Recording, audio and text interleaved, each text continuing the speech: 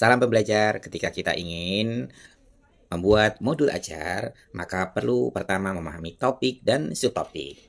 Topik dan subtopik diberikan kebebasan kepada masing-masing sekolah menggunakan topik yang dekat dengan anak dan disukai anak. Misalkan topiknya adalah makanan kesukaanku, lalu subtopiknya adalah kerupuk.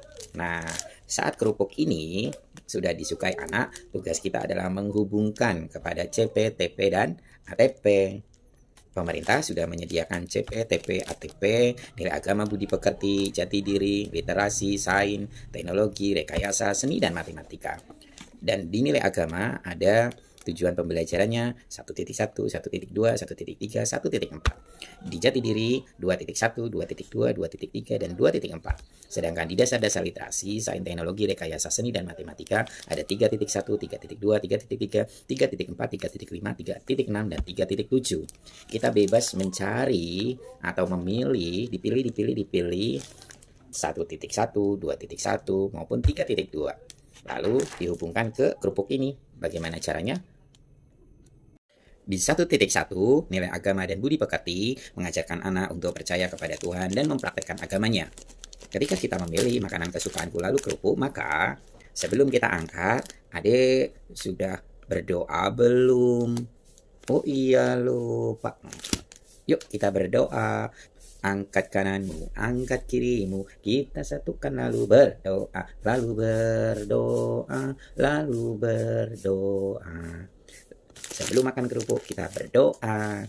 Selanjutnya ketika kita dapat kerupuk kita harus bersyukur kepada Allah karena dengan adanya kerupuk aku bisa makan sesuai dengan kesukaanku, lalu aku makannya banyak. Mempraktekkan ajaran agama. Ketika kita diajak untuk bersedekah, maka kerupuk yang kita miliki boleh dibagi kepada teman. Maka kita disuruh untuk puasa, maka kerupuk ini meskipun kita suka, kita tidak boleh makan apabila belum waktunya. Praktek ajaran agama ini harus disesuaikan dengan ajaran agama menurut kepercayaannya masing-masing. Di 2.1, anak mengenali ekspresi, mengelola emosi, serta membangun hubungan sosial secara sehat. Bu guru menyediakan kerupuk, jumlahnya 3. Lalu siswanya ada 6. Desain inilah yang nanti akan mengelola emosi siswa. Menurut kamu, apabila bu guru menyediakan 3, sedangkan siswanya ada 6, menurut kamu bagaimana? Kita berbagi, Bu. Oke, sekarang 2 orang jadi 1, lalu kalian berbagi. 3.2, anak diajak untuk pra membaca dan pra menulis. Di pra membaca, anak-anak mengenal 3M, media cetak, media elektronik, dan media langsung. Anak guru mencari buku tentang kerupuk. Google banyak sekali referensi tentang kerupuk. Ada gambarnya, ada tulisannya, ada ceritanya, ada sejarahnya. Bu guru mengumpulkan lalu menceritakan kepada anak untuk media cetak. Untuk media elektronik, anak-anak bisa dipertontonkan di YouTube, di TikTok, di Instagram, dan yang lain-lain tentang kerupuk. Sedangkan media langsung, pegang sendiri, makan sendiri, rasakan sendiri. Ini adalah langkah untuk pra membaca. Sedangkan pra menulis, anak-anak disuruh untuk memegang bolpen, untuk menulis kerupuk, memegang botol, untuk mengumpulkan botol yang banyak, lalu dari botol ini kita kumpulkan jadi tulisan kerupuk.